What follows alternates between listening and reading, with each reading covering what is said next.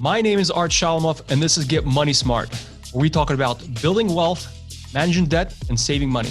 Today, I interviewed Asher Cohen, the Director of Sales for True Realty. This interview is packed with tips for the sellers and information about the current real estate market. Hope you enjoy.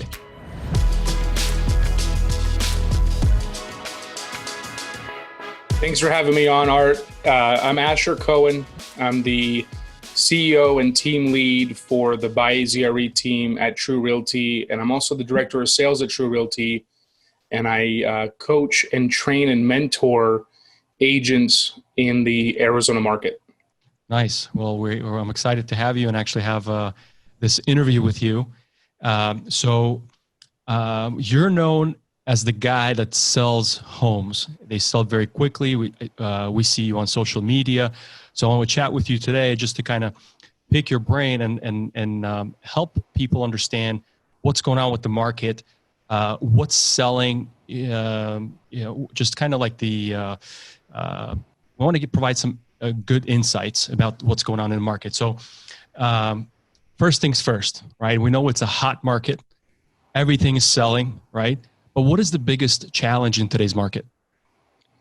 Yeah, it is super hot. I would say the biggest challenge right now is making sure that buyers are getting to the finish line.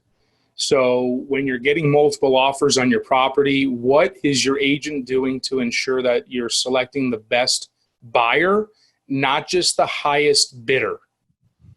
So we're seeing a lot of offers being written on behalf of buyers on multiple properties because they go so quickly.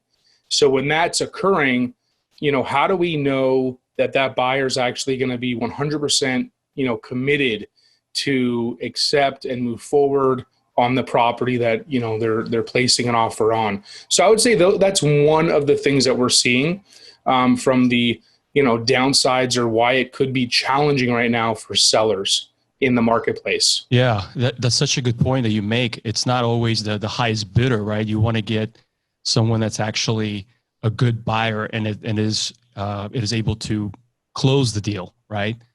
So yeah, exactly. What are some of the things you look at to make sure that's the buyer that you've got? Like, what do you look at? How do you determine that? Yeah, well, our process is making sure that we're having a conversation with the buyer's agent, figuring out and almost like pre-qualifying the family or individual that is the buyer. So how long have they been looking? Have they been writing a lot of offers? How long has this process been going on for? But even more important than that is understanding how they're buying the property. If they're not paying cash, which is just an easy proof of funds that they can provide us, they're providing a pre-qualification form, which, you provide all day, every day for so many people. And we're analyzing that pre-qualification form, but we're also calling on behalf of our seller to that lender. And we're asking a series of questions that will make sure that we get the warm and fuzzies that we can translate and get that back to the seller. So for example, if it says that they didn't look at all the documents that they need to for the buyer, but they did issue that pre-qualification, we're going to ask, why haven't you looked at them yet? Or if they have looked at them, how deep did they go with everything, right? Did they get a pre-qualification or did they get a pre-approval? And you've taught me the difference and understanding that. So we want to go really deep with that lender to make sure that they have the reserves ready to go. They're really qualified. And sometimes I'm asking straight up to the lender, are there any red flags that we need to be made aware of in case the offer that they submitted, since it was a lot higher than list price, about the appraisal, right? Appraisal is another, and I'm sure we'll get into that in a few moments here too. But we want to make sure that that buyer is super solid financially, and they're looking at all that debt and looking at all that, all those details. It's so interesting. You bring up really good points. I was talking to somebody earlier this week. They weren't sure whether they wanted to buy or sell. They were leaning more towards selling. And I said, well, do you guys have an agent you guys are going to use? And they're like, well, this is a hot market. Why do I need an agent? I can just put up a sign in my front yard and the home will sell. So all those things that you just mentioned actually speak for what the agent does. And it doesn't mean necessarily that hey, I can just put up a sign in my front yard and the home will sell. But sounds like there's a lot more to it than just putting up a sign in the front yard. 100%. And yes, that seller in that situation could probably sell their home, but they're thinking they're selling their home, but really what they're doing is they're just getting an offer on their home. You know, it's easy to get excitement or a buzz or activity on a home that might be for sale, whether off market or on market. But what happens after that, that's where agents are really shining right now. The agents that understand the process and understand how to navigate and help their seller navigate to the finish line. Right. Right. It is easy to get excitement over a house right now because there's low inventory. Yeah. Right. But how do you get to the finish line and how do you not leave any money on the table? And what's normal during the inspection and what are the ways that you can protect yourself? Yeah. The inspection part of it seems to be the big caveat, also part of the transaction, and deals seem to fall apart because of the inspections.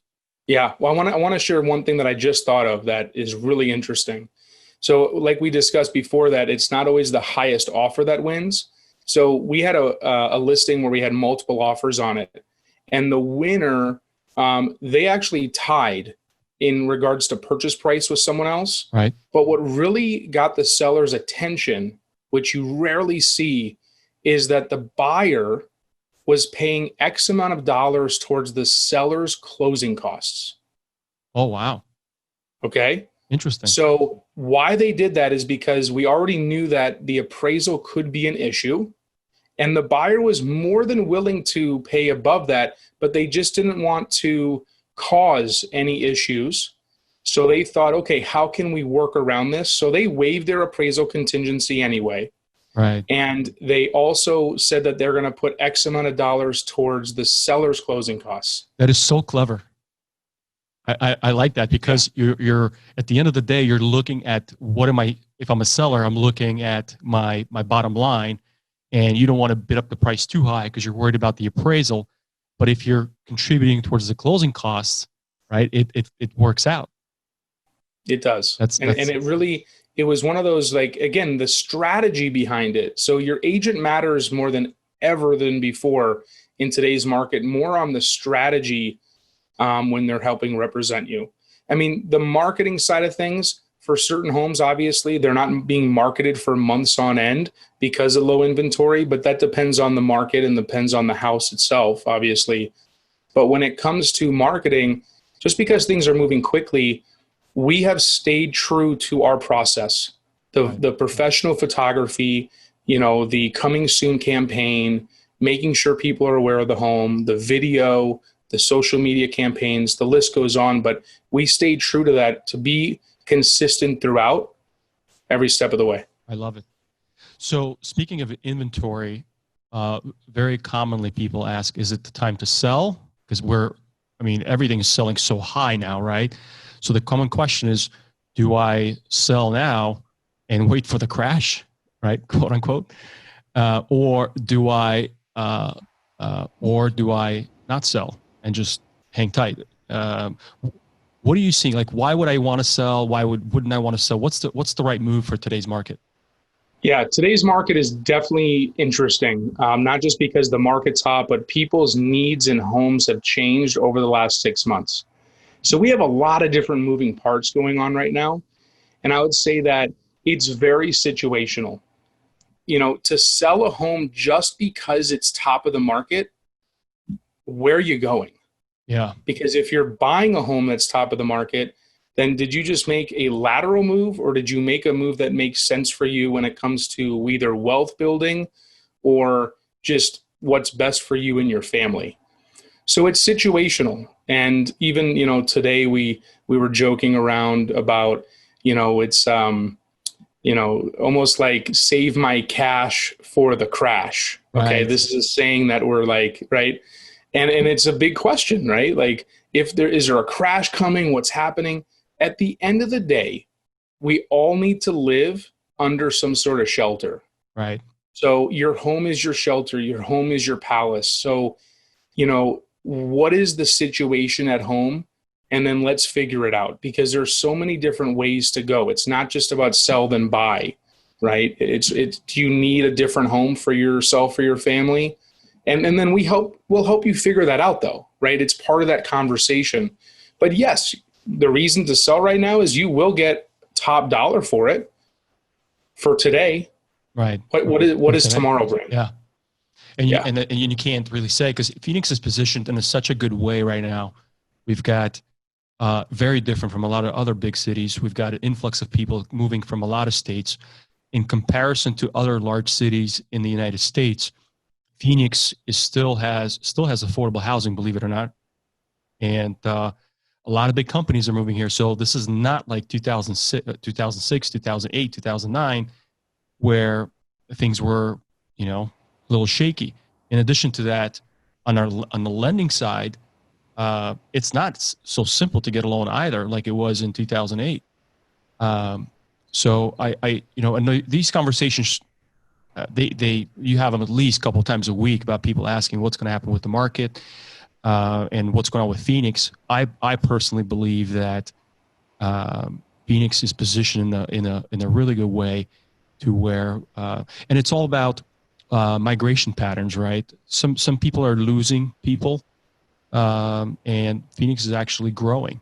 The higher the demand, right, the higher the prices get, right? Is that how it works?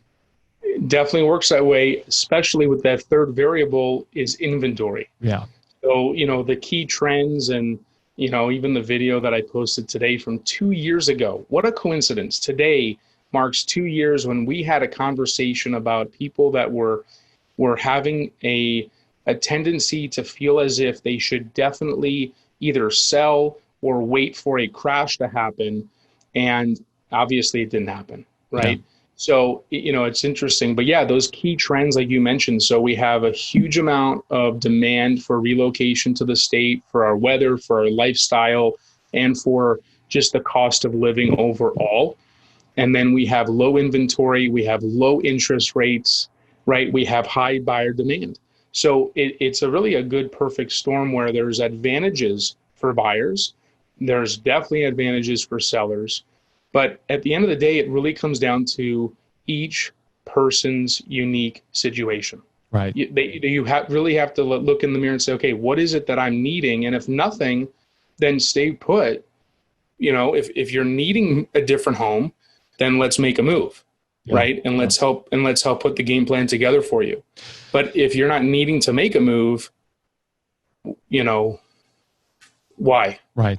So speaking of making the move, here's a question for you, Ed. So I'm on the lending side. I talk to people every single day. Lots of people are refinancing. One of the most common questions that I get asked is, okay, I want to refinance. I've got a lot of equity in my property. Do I pull cash out and rehab? So there's going to be a two-part question to this. So just follow me here for a minute. So do I cash out and improve my property, or do I just sell it and then find something else? So the other part is, if I do improve it, what would be the best parts of the house, I should say? What improvements do I make that will give me the biggest bang for my buck? Yeah. So let's start with that one. That's an easy one to segue into. If you have money to put into your home, whether you're looking to enhance it for yourself or you want to get the biggest bang for your buck and you are getting ready to sell it, one thing is we are noticing that, yes, it is a super fast moving, low inventory market, but we still see things sitting on the market. Okay, let's be realistic. It's not all just flying off the shelf. When it's more move-in ready, it's going to fly off the shelf. But we're noticing, I would say, in the last 2 weeks, we are seeing things having price reductions and not selling as quickly.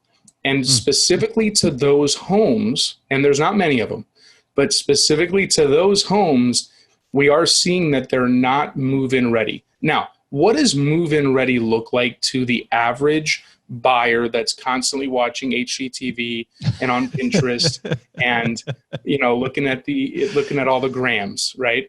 So kitchen bathrooms have always been known to be the money makers of a home. Okay. It's where you're spending, the kitchen's where you're spending a lot of time. Sometimes it could be the bathroom too, but you're spending a lot of time in the kitchen. You want a nice spa-esque bathroom to go into to enjoy, right? Flooring, big contributor. Okay. And paint. Now paint is interesting because it can really throw a home off. For example, if it's crisp and clean and it feels new, then that will have a feeling of move-in ready. Okay. Now let's go back to feelings, because emotions are where it's driven, because it's not always investment properties. So if we know that people are doing this and it's emotionally tied, how do we create something that feels good? And paint is interesting because it's one of the least expensive things to do, but you really gain a lot from it. It goes a long way. It goes a long way. Yeah. You get more attention. It feels bigger. It feels brighter. It feels more welcoming, right?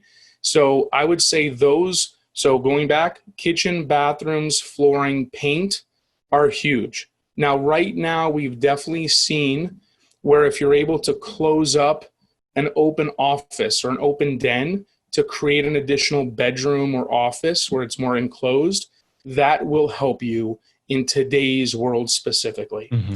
And then curb appeal is important, but also the backyard, right? People are spending more time at their properties right now, so they want to at least have a vision. So if it's not a perfect backyard, but you can provide some sort of rendering, a vision of what it could be, that will also go a long way. But is that the whole thing, backyard thing? I agree. I like to have a nice backyard, but the backyard, is that just kind of like a trend for now, like a temporary thing, or has that always been the case? Because right now people are spending a lot more time at the house. So yes, I see that people love the backyards, but is that just temporary, or has it always been the case? It is a trend today. Mm-hmm. That's all we know is of today and yesterday. So yesterday, meaning more of, let's call it 2010, 11, 12, 13, 14, when we were all trying to like pick ourselves up from being down. Okay. No one wanted any maintenance. No one wanted the extra expense. Right. They wanted low maintenance, no expense. I'm going to focus on my family and going to work, making money, maybe traveling a little bit. Okay. But what we're noticing is this is what's happening now. So if it's happening now, we have to ride the wave. We have to understand what buyers are looking for. We have to get inside their heads. So if I've got, let's say if I'm doing a cash out refinance, I got $30,000 and I get to pick between kitchen, bathrooms, flooring, and the backyard, I would cross the backyard out if I'm going to be selling the property anytime soon, right? Yes. And I would choose between flooring, kitchen, and bathrooms. Yes. And paint. Don't forget the paint. Yeah, the paint's got to go first. Yeah. And I agree to that. Paint makes a big difference. As long as it's got to be a neutral color that works for everybody, right?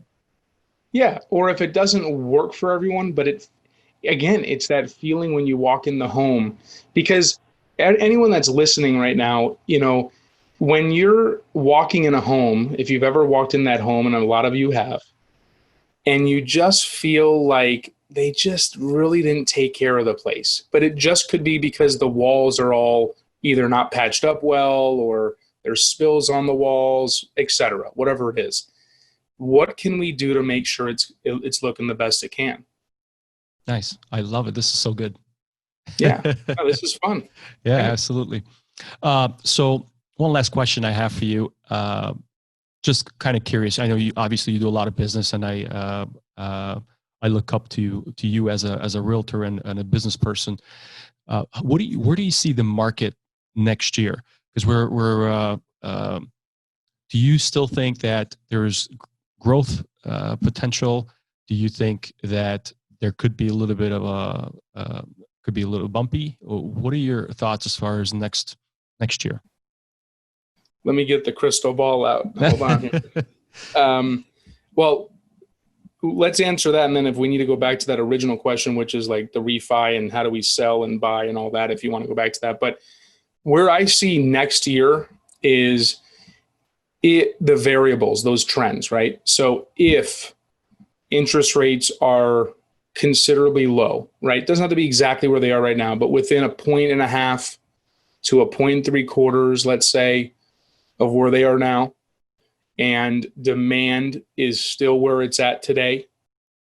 Unemployment, by the way, is another variable we didn't mention yet. And in Arizona, unemployment went from just over 10% in July to just under 6% in August. Okay. Wow. So that's another variable that has a big, swing on things as well. Right. But as long as there's jobs and there's people moving here and the inventory, it stays within, let's say 5,000 to 8,000 properties on the market, right? So it could be an additional 5,000 to 8,000 at any given point than where it is today. Then I would say that we're still going to continue inclining. We're going to appreciate over time.